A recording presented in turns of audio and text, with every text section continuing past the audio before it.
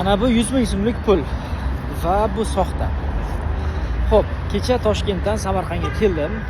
O'shanda taksiga mindim, raqamini eslab qola olmadim. Kattaqo'rg'onni mashinalari ekan. Bemalol keldi. Kelgandan so'ng kechasi edi, menga aytdiki, "Aka, kartamga pul tashlab bera olasizmi?" dedi. Mendan qancha ko'p bo'lsa shuncha yaxshi deb so'radi, lekin men kartamda ko'p emas edi. Mayli, bir 200 mingcha tashlab bera olaman dedim. Va o'shanda 200 ming tashlab berdim. Menga 200 ming so'm pul berdi. Ya'ni bittasi soxta chiqdi o'shani. Nima demoqchiman? E'tiborli bo'lamiz. Mana shunaqangi taksistlar sizlardan ham so'raydigan bo'lsa, kechasi tanimagan odamlaringizga pul o'tkazib bermangizlar va soxta pul berib ketish mumkin. Nima qilamiz endi? Mana soxta 100 ming so'mlik pul, endi buni yirtib otishdan boshqa iloji yo'q. Ogoh bo'linglar.